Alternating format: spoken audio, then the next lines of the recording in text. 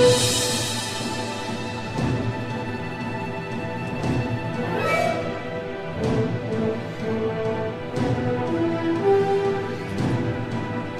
welcome everybody. Be sure to hit the like button. Be sure to hit the subscribe button. I remember in middle school when you felt self-conscious if you were the last one to go through puberty.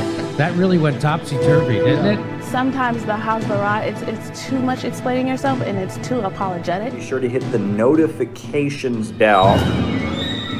I actually do believe Israel won't just bomb countless civilians. Be sure to tweet this out. Be sure to put this up on your Facebook. You have to be kind to people. Be kind to the guys in this mess in the first place. You can put this up on your Reddit. Chile is a country. Be sure to cut and paste, a link to this to go into your favorite Facebook chat group. It's good to see so many normal people in here. Now, spanking isn't just my deep, dark personal secret. It's America's deep, dark secret. I've never seen it explained so simply anywhere. Put this on WhatsApp. Put this on Telegram. Put this on your favorite messenger app. Hello and welcome to the Untitled Anarchist Seagull channel. I'm your host, an Untitled Anarchist Seagull called Elise. And this is the stream where we're going to see who is so thoroughly on their bullshit this week that they can deliver the keynote address at the Last JabroniCon. Before we get to that, how's everybody doing, chat? I have a couple of project updates for the Punto Final translation project. I am now up to 600 out of $1,500 of my fundraising goal for the current Punto Final translation project. All contributions are beautiful, and there's a link in chat to where you can make one if the mood should grab you. There are also 1-month gift subscriptions available to my Patreon. No commitment involved. They will ask if you want to give information for renewal, and all you have to do is choose the other option. A good friend of mine bought a bunch of them by accident, and so they're available to anyone who wants one. Hello, Badger. And there's also a link in chat if you want to read the latest of the Punto Final translations. So, where to start? There's been so much bullshit this week.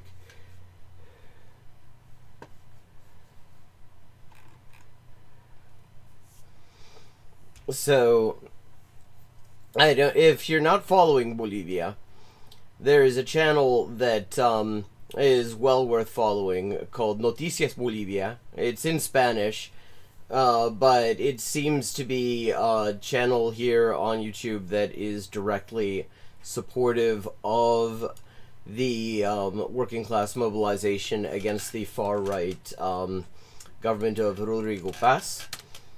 And I just wanted to drop that channel for anyone who wants to keep an eye on things, because we really ought to be keeping an eye on things and supporting the people there however we can, and learning from them, because they're bringing this fucking government into its knees, and it's not a bad idea to see how they go about doing it, to see if maybe there might be some applications. I don't know.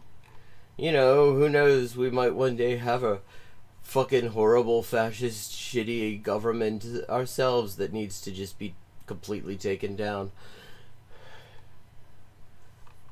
Okay. So, I thought we might start with, our dear friend Ben Shapiro, who has a video out called "Here's What the Future of America Looks Like If Democrats Win." And that's just like, that's fucking catnip. I can't not click on that. Yeah, it's going, the level of bullshit is You thought woke.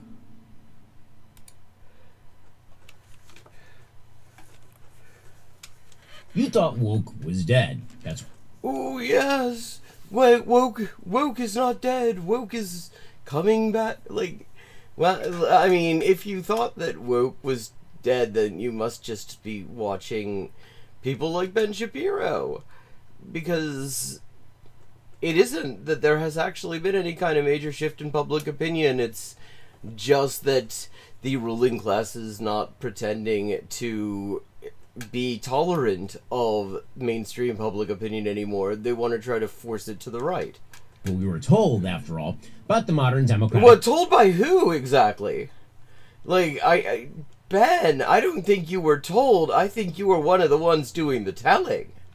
Party has a big problem. They can only win if they continue to go woke. And so... Wait, okay.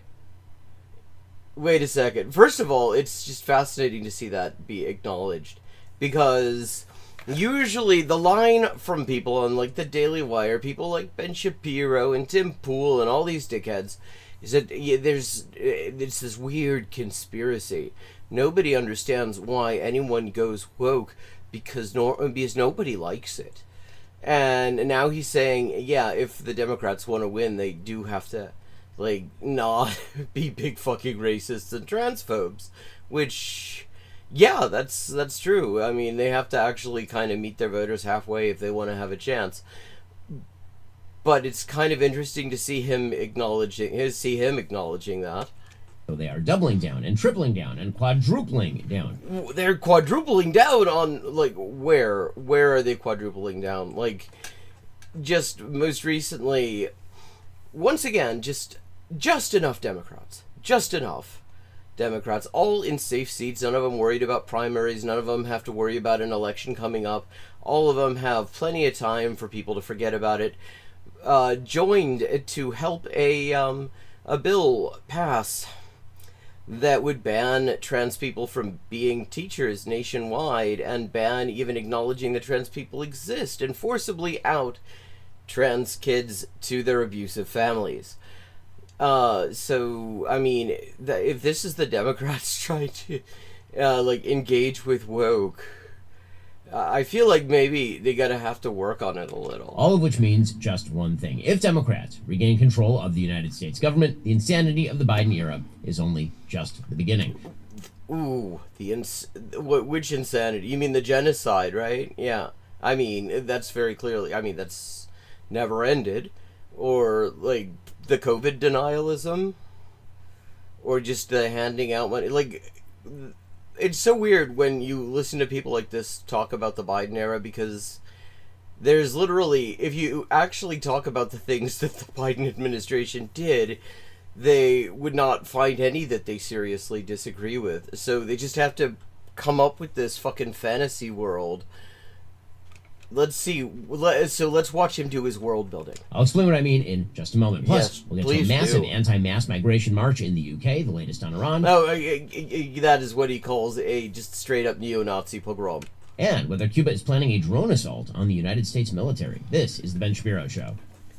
Well, I mean, the United States military is engaging in an assault on Cuba. They would have every fucking right, but there's literally no evidence that they were planning on doing anything preemptive. It's just something that the Trump administration said.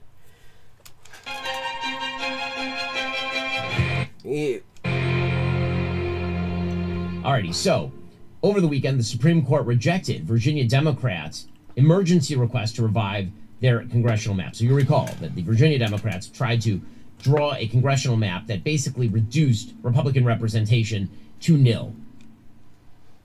Okay, yeah, I mean, what you guys do that sort of thing too, so obviously you should be really, you should be in solidarity with Virginia, I assume, because this is just how you're supposed to draw maps, isn't it, Ben? It turned a map that was fairly evenly divided into a map with just one Republican seat in the entire state, and then the Virginia Supreme Court decided that that was unconstitutional because of the process that had been followed. The Supreme Court upheld the Virginia Supreme Court's ruling. On procedural grounds, it's worth noting, because there's very little that the Supreme Court can do with a state Supreme Court decision that is based on state law. According to the Wall Street Journal, the decision puts an end to Democrats' long-shot bid to reverse a ruling by Virginia's highest court that voided the map. Of course, let's just note that, I mean, yeah, they're not going to do shit about it. But Ohio has had maps that are unconstitutional according to the state Supreme Court for years now. and they just it doesn't matter. The state legislature takes absolutely no notice of it, and so these unconstitutional maps have been used to elect one slate of members of Congress after another. It was issued by the court in the form of a one-line order with no explanation and no recorded dissent. Well, it's because it was probably just rejecting an injunction or denying cert, which is normally how these things work. Governor Abigail Spanberger, who was sort of forced into this position by the left wing of her party, and thus is undermining her popularity as a pseudo-moderate governor. She came out and suggested that the Supreme Court had chosen to nullify an election, which is not, of course, true. Well, yes, it literally is. There was a vote. People voted, and overwhelmingly they voted for this map, and the Supreme Court nullified that vote. That's nullifying an election. I mean, you can say that it's a referendum, but I'm wondering what he was going to tell us what the future of America looks like. Although it's worth noting that she doesn't have an objection to nullifying votes, because there have been multiple really important, really overdue human rights laws that got passed by the Virginia state legislature in the past few weeks. One that was just restoring trade union rights. Another one that would have outright banned ICE from state property without a judicial warrant. There was another... God, what was that? There were a bunch, and she just vetoed all of them. Representative Garrison. So, in the wake of the Cali decision, immediately Donald Trump, Marsha Blackburn, Governor Lee called for a special session. We had to be back by Tuesday, and by the following Thursday, they'd taken it. The only black majority district in the entire state. Like,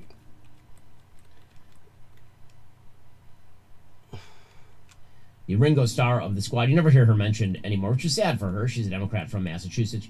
She says that this administration would rather have black Americans pick cotton than pick the president, which is kind of a strange thing to say. Really? I mean, it sounds about right, actually. I don't feel like that's true. Really? You don't, Ben? Look at your own fucking comments, Ben. Like, I mean, I think that actually that hasn't been the practice in the United States for quite a while.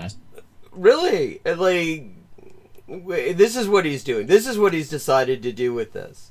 Like, what the fuck even is this? I checked, actually. I'm unaware of why Ayanna Pressley would think that, but here we go. Yeah, why would anyone think that there is any racism involved in this? There are people in this hostile anti-black administration that would rather black Americans pick cotton than pick the president. Yeah. Like, is this all he's gonna do with this? Like, wait, she's saying there's racism. What's that? I feel like that's not true. But again, that is. Like, did they have to... They laid off a bunch of people. Did they, like, lay off the fucking gag writers or something? That all he can say is, like, I feel like that's not true. Hey, Riveroon. Goal is to ramp up the rhetoric so as to get the vote out for minority voters, for Democrats. I have to say, they're not sending their best. The Democrats are not sending their best. AOC, who is, of course, the John Lennon of the squad. We've decided apparently the squad are the Beatles? And she's by far the biggest star in the squad. Well, she says that it was only after civil rights that we got the Great Society. So do you see the idea? Well, yeah, of course. The thing is, both of those things were the result of mass popular mobilizations that the federal government was trying to fucking pacify. I don't know if he exists in real life. I think that after he gets done recording these things, they just kind of put him into a box, and he just sleeps there until they need him again. I don't know if he exists in real life. Here's, you're not going to get democratic socialism until you get mandatory racism by law. That's Wait, so, like, allowing black people to vote is mandatory racism by law? That's what she's pushing for. She's pushing for affirmative action programs and forced minority. What do you mean, affirmative action programs? That's a whole completely different thing. We're like, that isn't, affirmative action isn't to do with voting rights, Ben. And it isn't a term that I've heard since, like, the fucking turn of the century, it's worth noting. Because at a certain point, corporations decided to call their, Civil Rights Act compliance DEI, and then the far right decided that that was what they were going to demonize. Majority districts and all the rest of it. Here she is saying a bunch of dumb things all at once, which is her way. It is not a coincidence, and our whole country must understand that it was not until voting rights were ratified in this country that we got the Great Society. Because when black Americans have the right to vote and that vote is protected... Again, she's just kind of leaving out the fact that the Great Society was a response to a mass uprising that was ongoing at the time. Our schools get funded. When voting rights are protected, healthcare gets expanded. When voting rights are protected, our country moves forward. Like, healthcare hasn't gotten expanded since the Great Society, though. So maybe that doesn't actually work very well. In Montgomery, that's what they're actually afraid of. They're afraid of us coming together. They're afraid of us protecting one another. Alabama is the crucible. Georgia is the crucible. Tennessee, Louisiana, Mississippi is the crucible. Everything is the crucible, apparently. Okay. Because I wanted to hear what the future of America looks. Are we not going to hear what the future of America looks like? The people is greater than the people in power. Motherfucker, you are some of the people in power. That was Hakeem Jeffries. Or wait. We still live in Oregon days. We even try to deny or take away our rights. To Dred Scott, which ruled that under the Constitution of particular districts in the South in 2026, to Dred Scott, which ruled that under the Constitution black Americans weren't people. I wonder why that connection is being made in the case of just mass disenfranchisement of black people. I wonder why somebody would make that. Isn't that weird, chat, that somebody would say that those things are somehow related? That's what Dred Scott says. Or Plessy versus Ferguson, which ruled segregation legal. Or Korematsu, which argued that Japanese Americans could be interned in times of war. Yeah, exactly. And although that one does not really, it's kind of peripheral in this case, it is certainly an example of a decision that we do not remember fondly. Well, I don't know. I mean, his lot probably remembered very fondly. I know Marlee Matlin, during the Bush administration, or Maitland, God, what's her name? But she wrote a whole book about how actually interning Japanese Americans was a great idea and it should be done to Muslims. Obama program from 2012. In 2008, Barack Obama ran as a broad liberal who was going to bring Americans together without regard for race. And then in 2012, he decided he was going to create a majority-minority coalition with some college-educated white ladies, and this was the new push this forward. In London, in a moment. First, running a business is not easy. Payroll, HR. I think it is kind of hilarious to hear somebody from the Daily Wire talking about how running a business is not easy since theirs is currently failing. They're going to take, you might say, undemocratic means in order to thwart their own rules, which will be very exciting stuff, I feel like. And the pro-democracy party, not so pro-democracy. Wait, wow, Ben is against doing undemocratic things now. When it comes up against their priors. But all of this, again, is part of their gigantic view of the universe in which everyone can be broke down by racial group, and we can determine by that group whether they are in fact victims or victimizers. Democrats are growing more and more radical day by day. No, they're not. Like, God, to live in a world where the Democrats actually earned the descriptions that people like fucking Ben Shapiro give. Day by day. Like, like for example, what, could you give an example of them doing a radicalism? For example, they're very much in favor of Graham Plattner. Graham Plattner. Which, first of all, they weren't very much in favor of him until he won the primary. And second of all, like, the closest thing to radical about him is that he doesn't think highly of Israel. But that's just the majority position in the United States. Normal people do not think highly of Israel, Ben. Is the Maine Senate Democratic candidate who's running against Susan Collins. I think he will lose there because I don't think that the people of Maine are ready to elect a Nazi-tattooed socialist. I mean, you should hope that Nazi tattoos aren't disqualifying considering the people you guys are running. That's okay. Too high office. But, at least... Like, wait a second. I mean, fucking Pete Hegseth is the Secretary of Defense, and his body is covered in Nazi tattoos, and he's not even the only one. I mean, yes, actually, the fact that... let me just say... I'm not actually impressed with Plattner. I'm not impressed with the fact that he decided 10 years after supposedly realizing that the U.S. was not on the right side of history with the wars in Iraq and Afghanistan, he decided to join fucking Blackwater. Just decided to join the most notorious war criminal mercenary outfit in the world. And... he lied his ass off about that Nazi tattoo. The Reddit post that some opposition research people found showed that he knew exactly what it was several years before. So when he was claiming during his campaign that he didn't know what that was clearly bullshit. But the thing is, they did not actually back him when he was running for the primary. They're actually not really being very supportive of him right now. The reason he's there is not because the Democratic Party was behind him. It's because the voters of Maine were overwhelmingly behind him in that primary. Not hiding the... At least the people who participated in the primary. And one thing to know about primaries is hardly anyone participates in them. Particularly much. He is now claiming that there must be armed resistance for economic justice to the New York Times.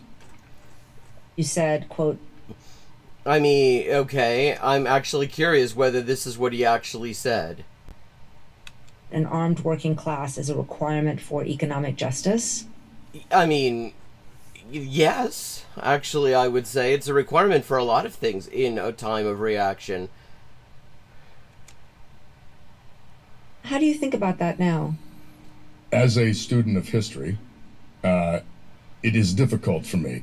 Well, I mean, his facts, that's the thing. Facts don't care about our feelings.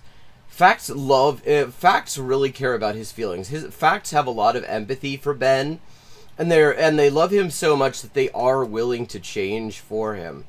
Which is why he's able to do this absolutely amazing, like, Jim Henson, Dark Crystal grade world building. To not see elements of that as being like a reality, especially in resistance to fascism. We didn't beat the Nazis with smiles. We did beat them with a war. I don't mean, it wasn't so much we. It was mostly the Soviet Union, but yeah. It's a very controversial statement, to tell you the truth. Yeah. I mean, that isn't a controversial statement, and actually I have to say I'm impressed that he didn't immediately distance himself from that. I mean, and then in this context, it's worth noting that the ATF is trying to impose a new rule. Therefore, there is this background check form that you have to file under the National Firearms Act if you want to buy a firearm. And right now, it just requires gender that's on your government ID. But if this new rule goes through, it will require sex assigned at birth, and if it throws a mismatch, then you can be denied the sale.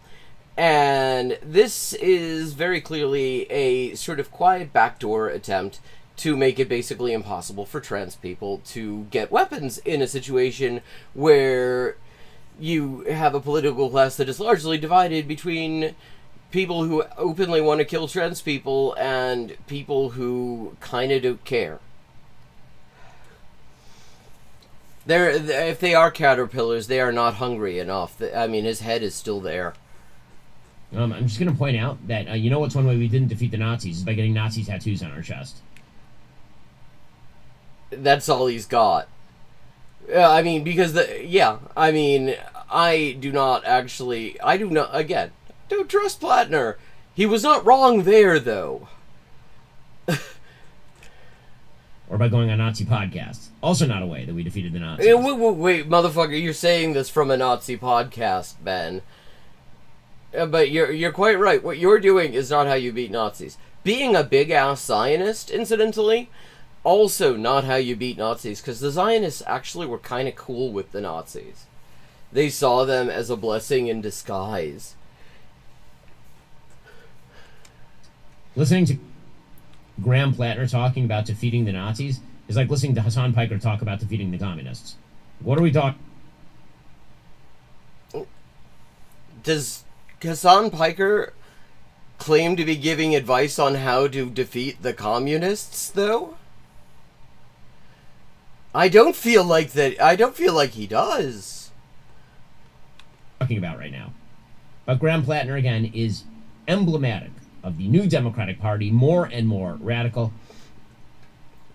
Okay, so if he's so emblematic, why don't you show more examples? And remember, these are they're gonna take away your guns, people.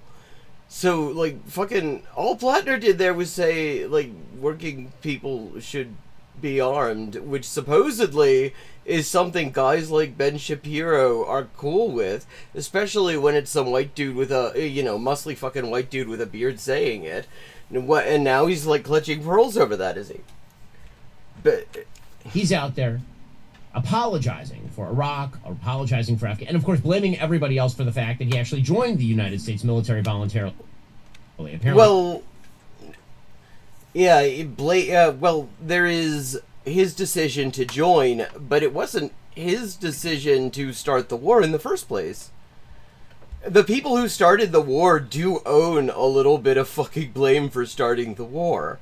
Like, if he had joined the military and the U.S. had not started wars against Afghanistan and Iraq, then he would not have gone to Afghanistan and Iraq, even if he had joined. So yeah, he bears way more responsibility. Like, people who are in the U.S. military bear way more responsibility than a lot of, like, mainstream discourse will acknowledge, I would say. But to act as if the people who actually who voted in favor of starting those wars, like Susan Collins was like, Susan Collins, who voted for the fucking war, was just like, yeah, that was a you thing. It's like, you voted to start the fucking war. You bear some responsibility for that situation. He was bamboozled. He was suckered into it. Well, and you can question whether he actually bought the lies. I tend to think probably he says he did, and about roughly half of the population bought the lies. So, I mean, I can believe that. We destroyed Iraq. Yeah. And the U.S. destroyed Iraq before the U.S. even invaded Iraq. I mean, the fucking so-called sanctions, the sanctions of mass destruction, as we called them back in the day, already wrecked the place. Destroyed Afghanistan. And all the suffering, all the killing, all the dying, all the displacement, all of it we brought that. Yeah. The United States. I mean, that should not, and like literally him. And that should not be a controversial statement. That is just literally true. Did that. And it is and that I'm ashamed of. I'm just going to point out once again, Iraq was a hellhole tyranny governed by Saddam Hussein before... Actually, Iraq, before the U.S. invaded, and actually before the U.S. imposed the sanctions of mass destruction, had the very highest living standards in the Arab world. They had the best healthcare and the best education in the entire region. People who could afford it in the rest of the Arab world would send their kids to Iraqi universities and their parents to Iraqi healthcare. Like, Iraq had an extremely high living standard for the region because they were actually spending, that's what they were doing with the oil money. Unlike Saudi or, you know, the UAE, they were spending there's a lot that sucks about Saddam Hussein. But one thing that he did actually do was spend that money on healthcare and education. So actually the living standard in Iraq before the US bombed the fuck out of them and then spent, 12 years deliberately and systematically starving them to death, was actually quite good. That doesn't mean that the political system was great, but actually in terms of, you know, being an economically good place to live, it was actually, it was a high standard for the region. And even if it wasn't, Ben, are you going to say that bombing the shit out of the place and murdering several million people didn't maybe make it a little bit worse? We got there. Their GDP is now multiple times what it was before, with all of the problems that are... Before what? Before 1990? Or before 2003? I mean, literally, if the U.S., literally all you would have to do is lift the sanctions of mass destruction, and the GDP would have fucking skyrocketed. It would have been the highest GDP growth probably in recorded history, just by getting rid of the fucking sanctions of mass destruction, which were systematically strangling the economy on a level that we're seeing something very similar right now with the strangulation of Cuba. So, I mean, using GDP compared to 2003 that's a choice. Iraq is experiencing. And as for Afghanistan, it turns out that before we got there, the Taliban was running it and head chopping people, and after we left, the Taliban is running it and head chopping people. So things are... Oh, which does not really say anything for the puppet regime that the U.S. set up. Like, it lasted 5 minutes. The minute the U.S. military support was withdrawn from it, it was gone. They were just fucking running for the hills. Well, the airport. That does not say anything for the legitimacy of what the U.S. was doing there. If the authorities the U.S. put in power were immediately got on the next plane out when the U.S. was going to stop killing people to prop them up. Aren't so great in Afghanistan without us there either. But, Graham... Well, yes, but the thing is, in 2001, that wasn't exactly without us there, was it, Ben? Because the U.S. had bankrolled the Mujahideen, had actually provoked the war with the Soviet Union that had caused a huge amount of devastation, had supported the Taliban, had supported just about every single reactionary warlord asshole in the entire country, just in order to avoid it becoming, you know, any kind of independent secular development that might exclude U.S. control. So, I don't think that actually adds up, my dude. Plattner again, the New Democratic Party, he says that what we really need to do is we need to basically end America's involvement in the world. I would love to hear him say that. In order so we can spend the money here at home. Okay. Yeah. Yeah, he's actually making Graham Plattner sound really good right now.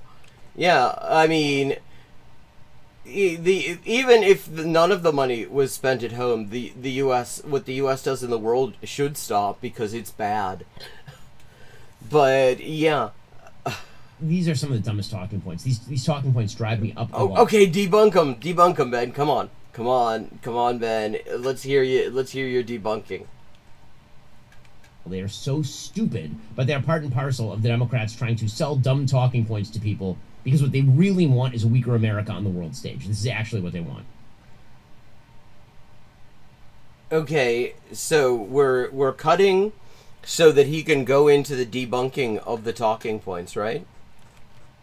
So we just spent $50 billion. No, he's done. He just called them dumb. Dollars in 2 months in the war in Iran. And I haven't heard a single question of where it came from. I am always amazed that this nation can just expend billions, trillions of dollars on wars that enrich the military-industrial complex, protect people in power, and we never have to have a conversation about where the money came from. But the moment you say that Americans deserve to see housing costs come down or energy costs come down, the moment we have to talk about health care, suddenly we have to pull our pockets out and pretend like we're paupers. What in the world is he talking about? We spend multiple times the amount of money on our social welfare programs that we spend on the United States military. Actually, that's not true. That has not been true since Richard Nixon. The last time the U.S. spent more money on social welfare than on the military-industrial complex was the Nixon administration. Every subsequent administration has massively increased the military over and above what is spent on the welfare state. And since Bill Clinton decimated the welfare state, and that's never actually been restored, it isn't even close. The way that these dickheads, when they decide to do this in a clever way, will do it is they'll pretend that Social Security comes out of the budget, that it isn't actually a completely separate funding stream, and then they'll be like, look at all the money that goes into Social Security. How can you say that we spend more money on welfare than war than welfare? It's like, that's not coming from the general fund, though. The percentage of GDP, we've been basically flat in terms of our military spending for many, many years. How about just talking about dollar amounts, though? It's not true of our social spending, but again, this is one of these dumb talking points the left likes to repeat because what they actually want is a weaker America in the world. No, I mean, yeah, actually, I'm fine with that. That would be good. Where the U.S. is not able to impose its will, better things tend to happen. Zohran Mamdani is doing the same thing, by the way. Again, Zohran Mamdani, the brand new hero of the Democratic Party, he's now quoting Tupac Shakur on the Iran war. Again, maybe voters are just dumb. This is what he's got. This is a 50-minute video. He is not wanting for time. This is a long video, and all he's got is, they're dumb. Vote for these people? If you're the kind of politician who finds yourself quoting Tupac Shakur, I don't even know what to make of you. Well, yeah, I believe that. I believe that Ben Shapiro does not know what to make of somebody who quotes Tupac. I think that, in general, Ben Shapiro probably doesn't know what to make of a lot of things. But I think we've watched enough of Ben Shapiro not knowing what to make of things, because there was some other shit that went on this week. So, Bad Empanada, who has been really an impressive disappointment. Like, if you go back a few years, I really actually kind of thought highly of him because he did some really good analysis, some of the best English language left analysis on Latin America, for example, and he did some great stuff on media and source analysis, and I thought really, really highly of it, and I've regretted that ever fucking since, because, like, now he's just outright throwing around neo-Nazi terminology and trying to mainstream it in Palestinian solidarity circles. I mean, he has just been an impressive disappointment. And apparently he got into it. He had a debate with FD Signifier. FD Signifier was calling him out on the Nazi shit. And he decided he has a video called I Debated the Worst White Leftist in the World. And at this point, I don't even know if I'd fucking call Empanada a leftist. I think at this point, he does not really give a shit where he stands. It's just edgelord bullshit, and he is so much leaning into just literal Nazi shit that, yeah.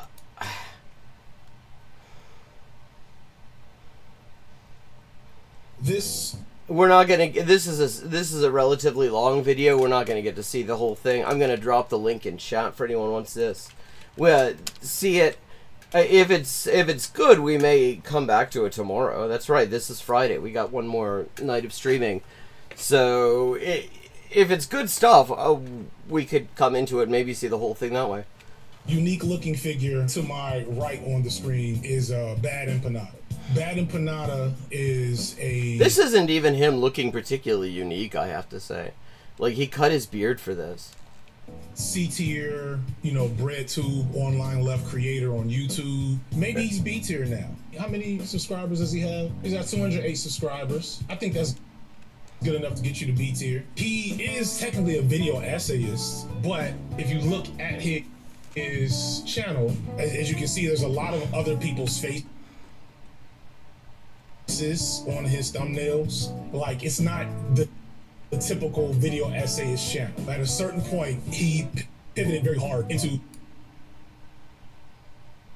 responding to other people's stuff. Because the fact of the matter is, he didn't. Okay, that isn't a pivot, really. That's something that he was doing from the very start. He missed this during this conversation. The things he's most interested in talking about, the things that he wanted to bring to the table to LeftTube or BreadTube, were not things that the general audience was interested in. And so he could not build an audience doing that. At a certain point, he becomes, I think I described him once as the online left's attack dog. Except he doesn't... That implies that he chooses targets that the online left would generally agree should be attacked, and more and more with Bad Empanada, and if you look at his Twitter feed, you will especially see this. He's just, he is totally just high on his own supply, and just pivoting hard into just fast shit. But, let me see. By a lot of people on the online left for a long time, even when we agree with him. And this is specifically something... Yeah, I mean, if you look at the stuff that he was doing 7 years ago, I mean, this is old stuff. We have Venezuela, the true face of the opposition. What is peronismo? And stuff like that. I mean, really, I was glad that he was around back then. Because in terms of decent English language analysis, left analysis of Latin America, on YouTube, certainly, there was basically nothing else I could find. I mean, he did a good job with this stuff. He did a great thing on the fucking coup movement in Bolivia a few years ago. He did some, he's got a great thing on, like, Juan Guaido from that time. Like, I was really impressed in those days, actually. And he has done everything possible to just disappoint the expectations that he raised. I did say on numerous occasions to Noah Sampson, I'm not going to share Discord messages or whatever, but there have been a few times when Noah's like, what about Bad Empanada? And I basically said, I get why there's an appreciation for Bad Empanada, but this dude is unhinged and unprincipled and undisciplined, and is only who cause problems. Unhinged, unprincipled, undisciplined sounds like Bad Empanada. Well, the more attention he gets, because what he cares about more... Because the thing is that when he was making videos like this thing about the fake humanitarian aid to Venezuela, or the thing about peronismo, the thing about Guaido, the stuff about the coup in Bolivia and Daza and them, is he was doing stuff on things he actually knew something about. Like he did a thing, for example, on media analysis, looking at sources on Xinjiang a couple of years ago. And in terms of a model of how to do media analysis, it was excellent. And when he does stuff that he actually really knows something about, he does good things. At least he used to. But the thing is, he likes to run his mouth off about shit he knows nothing about. And since he doesn't know anything about it, all he's got is this edgelord bullshit, this persona. And that is, I think, where fucking Bad Empanada goes awry, and he really goes awry on Palestine, which, if you look at his stuff on the subject from just a couple of years ago, it's clear it wasn't on his radar until very recently. Like, there's a video from a couple of years ago where he's shitting on the Palestinian BDS campaign, calling it lifestyleism, saying that it's about individual lifestyle choices. Like, he didn't even bother to look at the BDS guidelines and how they decide what to target and what the principles behind it are, you know, in terms of how this is meant to have an effect. He just said that, and his main source on Palestine at the time ended up being liberal Zionist edgelord Norman Finkelstein, who is another person whose best work is way behind him. Finkelstein did amazing work in the 80s and 90s, and to some extent in the early 2000s. As a scholar, he does excellent work. He is very conscientious about sources and things like that, and as a result, he's written a number of books that are very well worth reading. And somewhere around the late 2000s, early 2010s, he decided to sort of pivot into just liberal Zionism. And then he decided to be a right-wing edgelord. So, occasionally you will still see the very knowledgeable analyst of things going on in Israel pop his head out, but you can kind of see where the affinity is between Bad Empanada and Finkelstein in that regard. But I want to see this fucking debate. Okay, here we go. This is what I'm talking about when I say he's doing Nazi shit. Yeah, okay, so this is in response to Black Red Guard, who says, can we please stop trying to use anti-Semitic slurs wokely? It's not cute or funny. Which, yeah, that's a good point. I mean, I remember Sanjada, Black Anarchic Reacts, didn't think very highly of Black Red Guard. I don't remember exactly why, and he deleted all his videos, so I won't be able to find it. So I won't say any more about that. But, I mean, this take is just totally unexceptional. It is, you know, just obviously right. And so, fucking Bad Empanada, who now calls himself Goy Empanada in order to really, really attract the Groypers, goes, look at this pathetic, obedient little Zog slave. This is a Nazi term. In fact, the guy, the mosque shooter in San Diego, used the term Zog slave quite a lot, actually. So, okay. Around him, he's been... And that's before we get into how fucked up it is to be using a Nazi epithet that includes the word slave to refer to a black man. Transphobic in the past, he's been anti-indigenous in the past, he's been racist to Mexicans in the past. Yeah. So I don't even remember the context of this, to be honest. Black Red Guard, for whatever reason, got into a Bad Empanada a while ago, and then Bad Empanada, because this is just how he behaves, has become a reply guy to Black Red Guard on Twitter. Black Red Guard says something that I think is completely logical. Can you please stop trying to use anti-Semitic slurs wokely? It's not cute or funny. I mean, I don't even... I don't know what my man be posting, which is an account I've never heard of, actually posted, because you can't see it there. But I have a feeling it was probably something like that, like this fucking Nazi bullshit that Bad Empanada said. Bad Empanada's response is, look at this pathetic, obedient little Zog slave. He kneels before his masters and begs for scraps. I'm going to... there are so many levels on which that's fucked up. Into all the problems with this statement more when we actually get to the debate part. But seeing this, it's like, okay, I start to recognize there is a willful desire. It is something I've known forever, because this is, again, what debate bros have kind of always been. The desire to be edgy and to be free to behave in certain ways. And have absolutely no fucking political loyalty or accountability. He clearly does not give a shit what this does to movements that he has intervened in with his YouTubing work. and stuff like that. Like, he doesn't think about the fact that this is just fucking catnip for Nazis. What he's doing is mainstreaming Nazi shit in pro-Palestine circles by doing this, making it easier for Nazis to infiltrate and sabotage Palestinian solidarity organizing. I don't think for a second that he doesn't understand that that's what's going on, because I've seen enough of his work to know that, unlike fucking Vosh, unlike Caleb Maupin, he actually does have a pretty keen political analytical mind when he wants to use it.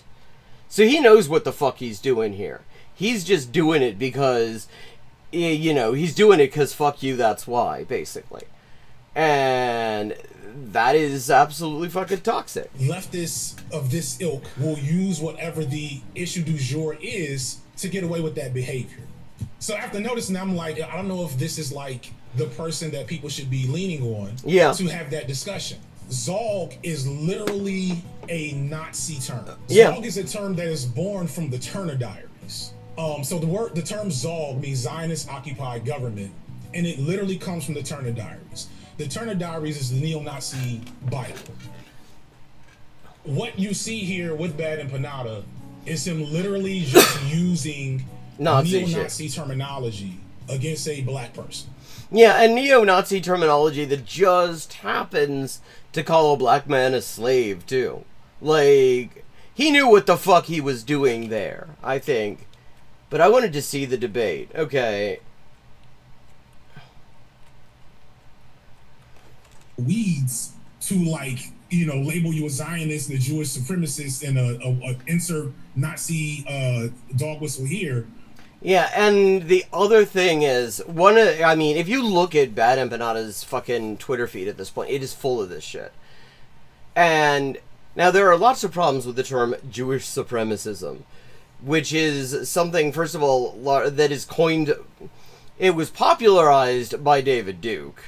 It became a term that liberal Zionists started using to describe the racial regime in the Zionist entity sometime in the last decade, because they don't want to talk about how Zionism is a white supremacist ideology and Israel is a white supremacist regime, so they just kind of cut off the analysis there.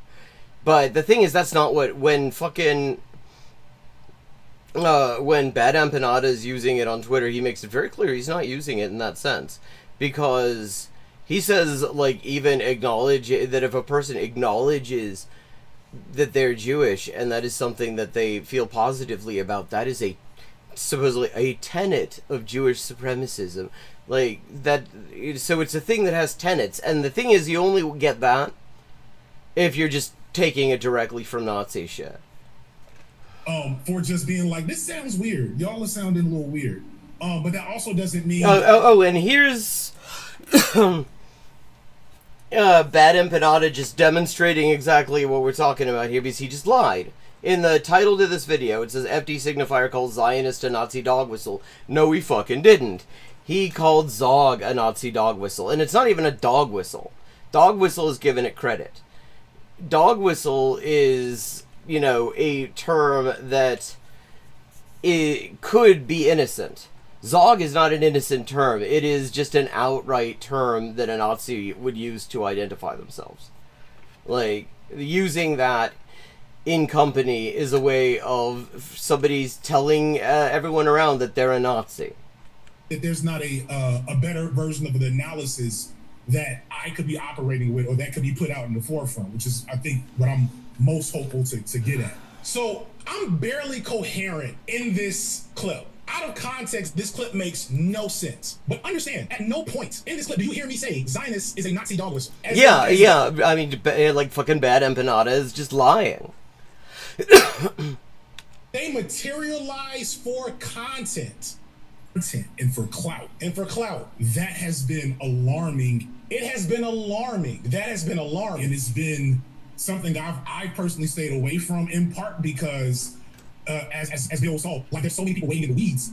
There's so many people waiting in the weeds. And in this situation, the irony is I'm referring to Bad Empanada. Like, you know, label you a Zionist, a Jewish supremacist, and a insert Nazi dog whistle here for just being like, this sounds weird. Y'all sound a little weird. That's referring to this. Anybody that says to Bad Empanada and his fans, hey, I think it's weird that you all are using genuine dog whistles, terms created by neo-Nazis to spread anti-Semitic conspiracy theories, which he, as he shows himself, understands are not good. I think it's weird that you would do Well, he used to.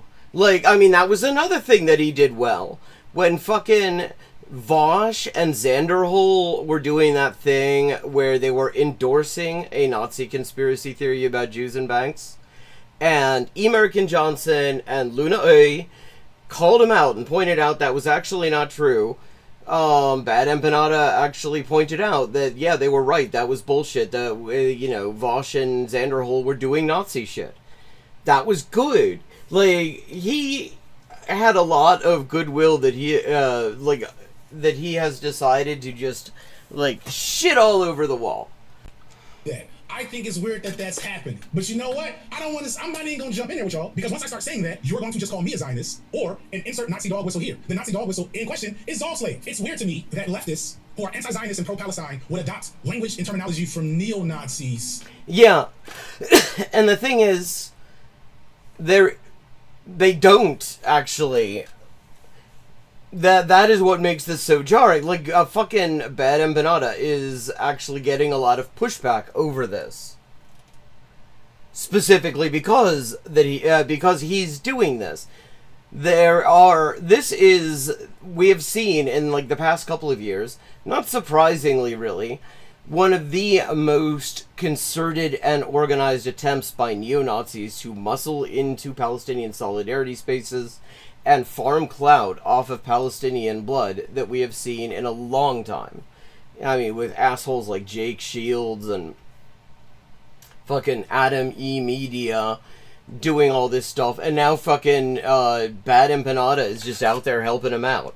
To employ them to be anti-Zionist and pro-Palestinian. I don't think that's useful. I don't think it's not. And the first people to agree with that is, like, Palestinians. Like, read the Hamas charter, where they specifically say, you know, we're not actually interested in fighting against any ethnic or national or religious group. That's not what we're about.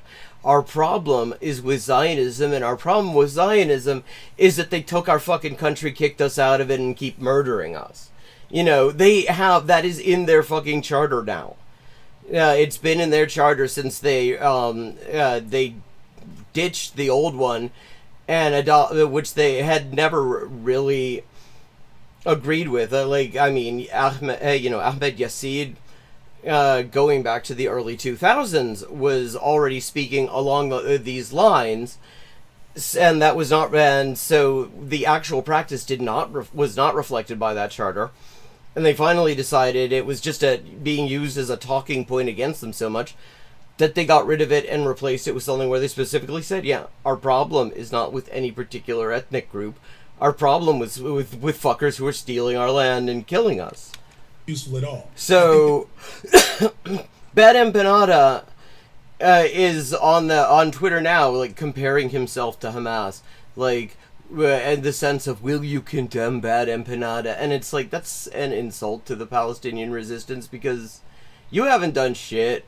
Like, okay, he raised some money, which is, if you have a major platform and you have the money to spare, that is absolutely something that you ought to do. And he had enough of a platform. But other than that, this stuff does actual literal damage, and it's Palestinians who tend to be the ones to point it out why this harms their movement to be associated with this kind of Nazi shit. They have always been sensitive about that. It's counterproductive on multiple levels. And I also just think it's weird and disrespectful and racist. There's a clear incentive for him to constantly do content like this. And that's who he's shaped himself as in the last 4 or 5 years. Like, he wasn't getting traction at all until he started beefing with Vosh and Destiny. And that kind of created his persona. And he's... Okay, I'm skipping ahead because I want to get to the actual fucking debate. That is what I wanted to watch. Here we go. Here it comes. Then look at how his channel responds to me being around. The bottom line is, you put my face in the thumbnail, you gon' do numbers. Period. You put my face in the thumbnail and create drama. Ooh, now you gotta wait. But now I gotta put his face in the thumbnail, apparently. told Noah Sampson on numerous occasions, not like serious, not like deep, not like heated, I really don't fuck with Bad and Panada. I don't think you should fuck with Bad and Panada, but you do what you think is best. At a certain point, Noah started fucking with Bad and Panada. Which is unfortunate. I'm gonna just be real. Bad and Panada. And it's gotten less fortunate over time. Like, his Twitter... His Twitter account, if you did not know the history of Bad Empanada and what he'd done in the past several years, you would just look at it and it's just Nazi shit. Is using Noah to sane wash and normalize his presence in the online left. That is what Bad Empanada has done to Noah in the last 2 years. I get the appeal of a Bad Empanada. One, that authoritative edgelord nonsense. But two, to give Bad Empanada credit, he has been principled on anti-Zionism. You know, he really hasn't. That's not something you can give him credit for. Because this whole Jewish supremacism thing, that's Zionist bullshit. He actually is constantly handing it to his Zionists. He equates being Jewish with being a Zionist. Over and over and over again. He is not principled on anti-Zionism. He doesn't even understand what Zionism is. And that's not surprising, because he came to this very, very recently and has never really bothered to inform himself.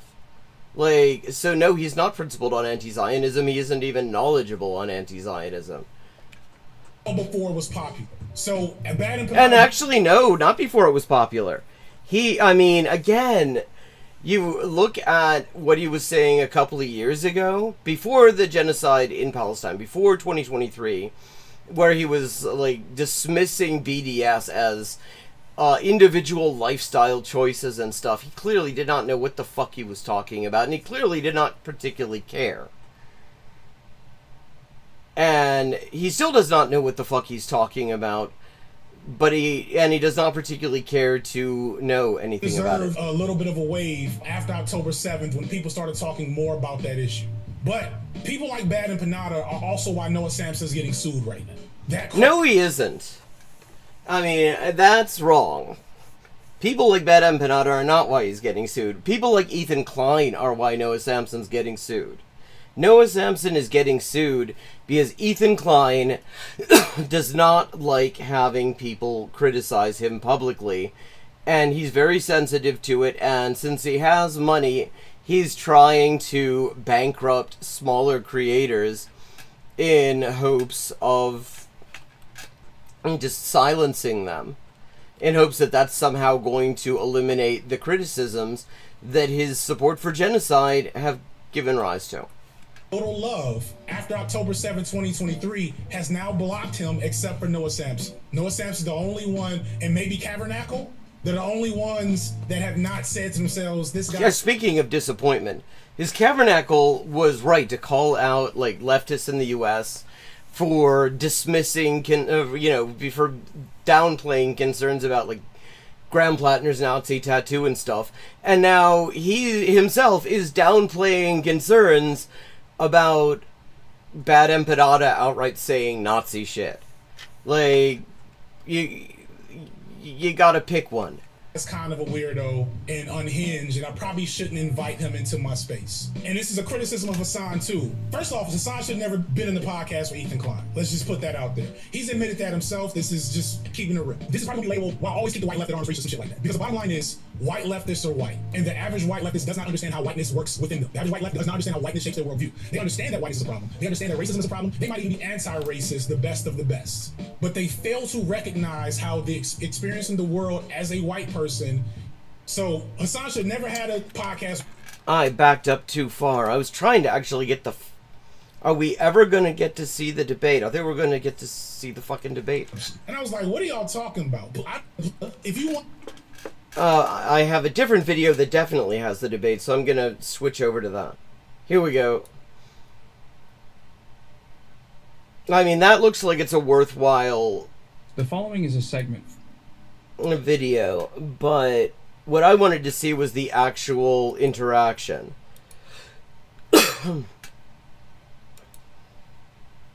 Yeah, okay, so that's the thing that fucking Bad Empanada was lying about. Something that I personally stayed away from, in part because, as Bill saw, like there's so many people waiting in the weeds to like label you a Zionist and Jewish supremacist and insert Nazi dog whistle here for just being like, this sounds weird. Y'all sound a little weird. But that also doesn't mean that there's not a better version of the analysis that I could be operating with or that can be put out in the forefront, which is I think what I'm most hopeful to get at. That is the most rambling, nonsensical clip you could have taken. Out of context, it means absolutely nothing. But nowhere in there do I say the words Zionism is a Nazi dog whistle. I used the phrase Nazi dog whistle, but I wasn't referring to Zionism when I said that. But 70,000 views, that's meaningful, that's useful. You go to this channel, and the videos with my face on it, they have a lot of views. And that's kind of the nature of the beast, as you get larger, is that you need to misapply things to people to make it, to get things shaken. But, to clarify, I don't know, yeah, because I don't think you strictly have to. Like, I have not, for example, seen Thought Slime do this. Thought Slime is bigger, I believe, than fucking than Bad Empanada. I don't know compared to FD Signifier. Probably smaller. But Thought Slime has not actually done that sort of thing. But I think this is very much a Bad Empanada thing. I think that he is an edgelord. So, and that he's allowed that to come out because he's decided to get some views. When are we gonna actually see? This is a long video. Ah, here we go. Here we go. Finally, this is the thing I actually was hoping to look at. Disagreements, like reading groups around these things, and discussion groups, So we'll go in with that context that me and FD would like to have a conversation. We're bringing Bad Empanada on because we were talking about him at length to have a conversation. The fact that he has utterly doubled down on the Nazi shit ought to tell you everything about how this conversation's going to have gone. I can tell you that without even having watched it. If it's going to be uploaded and presented as a debate, which it probably will be, then that is without our consent. We do not consent to that happening. So that is what it is. Jeff is on the line. We have Jeff. So anyway. Hi, Jeff. FD, you love to... Wait 1 sec. You need to change your microphone. Away. Okay, great idea. Straight to webcam mic. 1 second. My actual mic isn't showing up in the devices here. I swear I didn't plan this. It's my failure on not staying on code myself. Oh, that's Nazis. I don't even know how that came up, but that's why I'm here. Wait, so say that one more time. Look, sorry. He decided to call me a Nazi for being too anti-Zionist. When did he say that? No, I mean, he said that you used a Nazi dog whistle for using a Nazi term, and calling it a dog whistle was giving you credit. Okay, so I never said that. Yes, you did. Yes, you did. I didn't. Give me a break. Anyway, let's talk about this. Yeah, I mean, okay, if he did, where's the clip, Bad Empanada? Where's the clip where he did that? Though I will say, the more that you lean into the Nazi shit on your Twitter account, the more you are just risking that people are just gonna call you that, because, like, you're wearing the uniform, dude. What the fuck do you think is gonna happen? Wait, no. Did he say? Is that something you believe? He said, oh, he uses Nazi dog whistles. Well, yeah, because he uses Nazi dog whistles. Did you use a Nazi dog whistle? The typical bullshit. Did you use a Nazi dog whistle? Did you call beast? You're talking about Nazi dog whistles. Yes.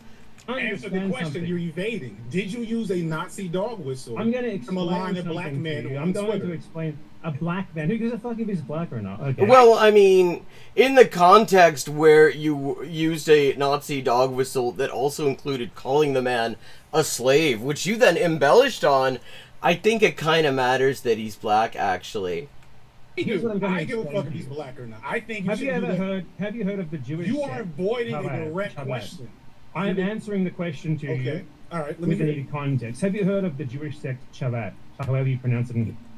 Yeah, see, he knows so much about this, he doesn't even know how to pronounce Chabad. it is, again, it is a minority fundamentalist group, extremely reactionary, not very well thought of by mainstream Jews. No fucking way. Well, I mean, he's probably, if you pronounce it correctly, he might have heard of it. Oh, I'm not very knowledgeable in this topic. No. I'm fucking. Well, yeah, but what is this? What are you gonna say that Chabad uses the term Zog slave? Is that what you're gonna? Where's he going with this? What does this have to do with anything? In a way, but anyway, this is the biggest religious Jewish group in the entire world. No, it isn't. Religious Jews, they are the biggest. In the United States, they are the biggest. No, again, they aren't. Actually, as an organization, they may be the largest organization, but in terms of a denomination, no, they're fucking not.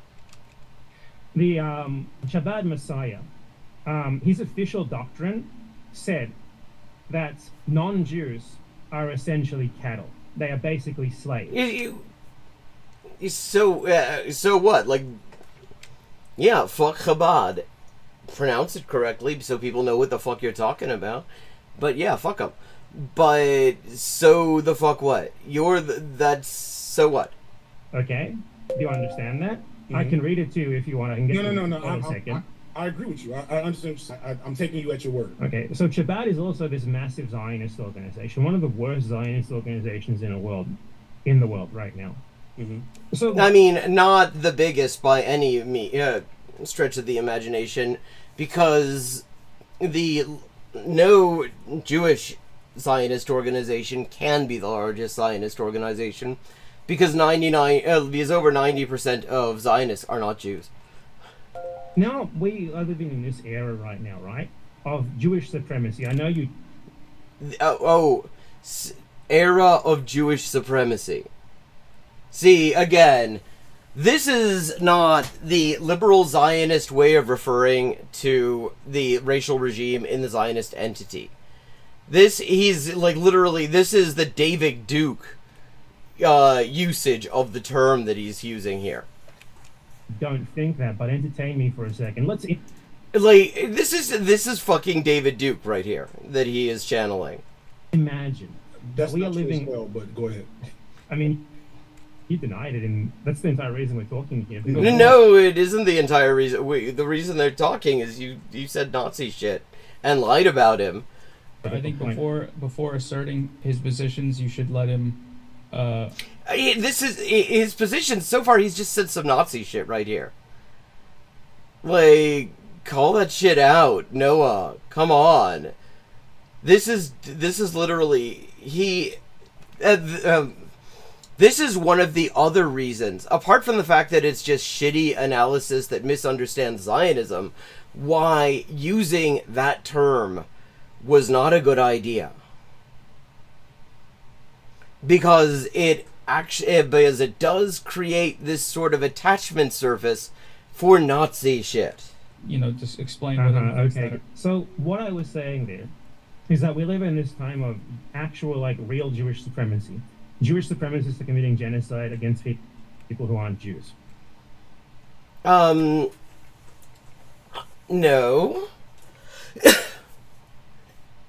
They're specifically committing genocide against Palestinians, and it is moving increasingly in the direction of Lebanese people, because they're trying to take over their land. It is not just random people who aren't Jews. And to call this era of Jewish supremacy, when the biggest Zionist organization in the world is Zionist because they think you need Israel in order to dump all the Jews and then kill them so Jesus will come back, is a bit much. But okay. Now you're pretending you believe in that. Oh my God. But anyway, so we have this situation, right, where Jewish... And let's just remember that Joe Biden and Donald Trump are not Jewish. And neither of them is... both of them are pretty anti-Semitic, actually. And both of them have been absolutely essential to this genocide. To pretend that this is just Israel doing this is to completely let the main perpetrators off the hook. Because Israel could not be doing any of this without the U.S. And part of the point of Nazi bullshit like Zog is to let U.S. imperialism off the hook. To pretend that if there wasn't this, like, whole Jewish world conspiracy, U.S. imperialism would be totally based. Like, I mean, that is the white supremacist position. That U.S. imperialism would be good except for this weird Jewish shit that's going on. That is the stuff that he is mainstreaming into leftist discourse on this. Are doing that. And one of the most important Jewish sects in the world, along with many other Jews outside of this Jewish sect, quite literally believe as a matter of official doctrine that non-Jews are slaves for Jews. That their role basically is to be slaves for Jews. They are basically like cattle. Wait, did he say people outside the sect believe this? Actual, like, real Jewish supremacy. What I was saying there is that we live in against people. So we have this situation, right, where Jewish supremacists are doing that, and one of the most important Jewish sects in the world, along with many other Jews outside of this Jewish sect, quite literally believe as a matter of official doctrine that non-Jews are slaves. Like, there's no evidence to back this up. I mean, unless you're talking about within Israel. Within Israel, these sorts of viewpoints are very common. And one of the sleights of hand that assholes like this will do is use the deliberate lack of polling data on Jewish opinion on these things in the U.S. to assert that Jewish opinion in the U.S. and Jewish opinion in Israel are the same. And every bit of evidence that we have, he used to critique capitalism. Like, if you go back a couple of years, he did some really good stuff, actually. But where was I? Shit. Just recently, some interesting polling was actually done. Some of it I know about because I took the poll, and I can just tell you that there are questions that they have not released the polling on that would be extremely important. But the thing to know is that the Zionist organizations that do most of the specific polling of Jews have generally avoided, in the past 15 years, asking questions about what Jews in the U.S. think of Israel, what they think of Zionism, etc. Specifically because there is a huge division in the Jewish community over Zionism and over Israel. Angelo Angelo 148 says, I would go further. Fighting anti-Semitism is cynically used as a cover for U.S. imperialism. Yeah, I mean, and it literally is not fighting anti-Semitism. It is redefining anti-Semitism to just be opposing Israel, opposing the Zionist movement, and then the actual anti-Semitism is just ignored. Because if you talk about actual anti-Semitism, you have to acknowledge that a lot of anti-Semitic assholes, a lot of people who shit all over Jews, who like literally want us dead, are extreme fanatical Zionists. But the minute Zionists acknowledge that you can be anti-Semitic and Zionist, it fucks up their whole thing. Because their whole thing is that they're fighting anti-Semitism by doing Zionism. So, in any case, there was just a poll that came out recently that they asked 800 Jewish respondents, a fairly representative sample for a very small segment of the population, amongst other things, what did they see as the sort of ideal territorial solution in Palestine? And the options they were given were Israel should annex everything, the West Bank, and Gaza, the 1967 territories, and just take it all over. Then the other option was a two-state solution. And the other option was a binational state that is not a so-called Jewish state, not, an Arab ethno-state either, no kind of ethno-state, just a binational democratic state. Now, the most popular option amongst Jews in Israel is just annexing everything and kicking the Palestinians out. That is the least popular option amongst Jews in the U.S. The most popular option amongst the under 35s was a binational state, and that was 44%, the plurality.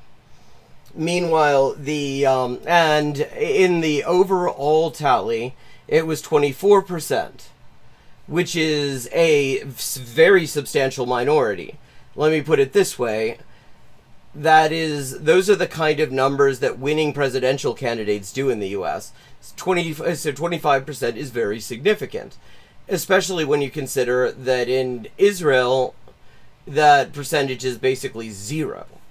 So there is this tendency amongst people who do what Bad Empanada does to treat Jews in the U.S. as if they had the exact same public opinion profile as Israeli Jews, and it's bullshit. Wherever we can actually verify it from polling, it turns out to be the exact opposite, which is why actually Israeli propagandists for years now have been saying that they need to write off Jews in the U.S. because they just aren't on side.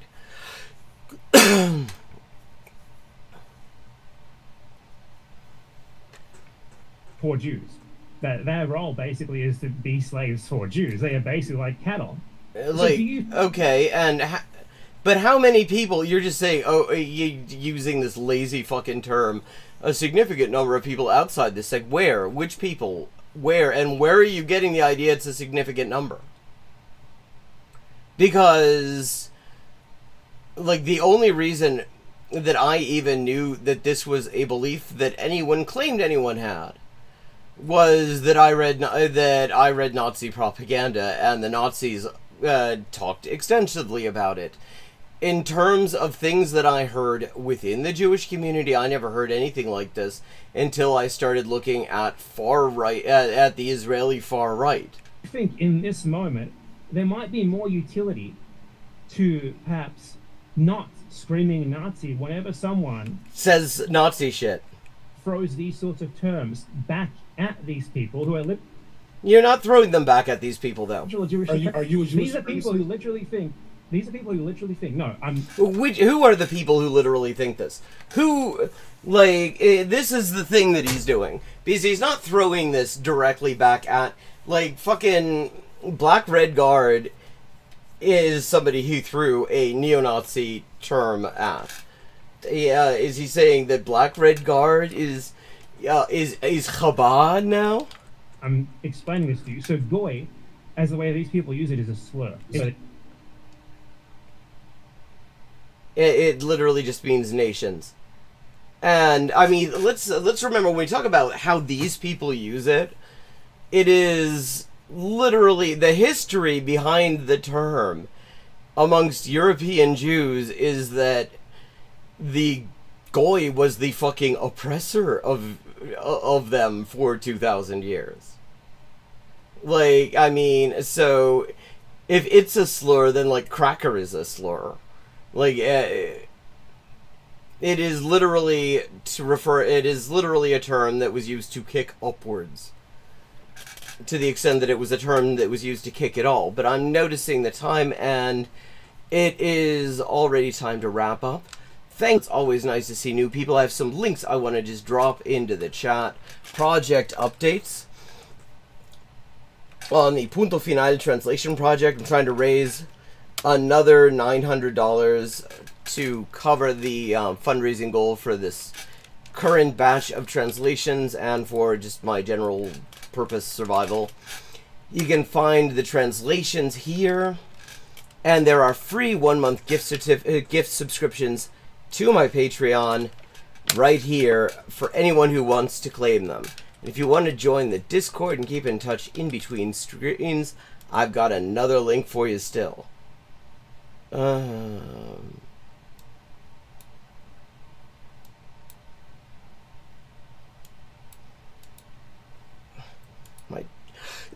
chat widget was blocking me from clicking on the link. Damn it. There you go. Have a good night. I will be back tomorrow at 11:30 p.m. U.S. Eastern Time, and I look forward to seeing you all then. And I think we will finish this, because I was looking at what turned out to be the wrong video, I barely got into it. But Jesus Christ.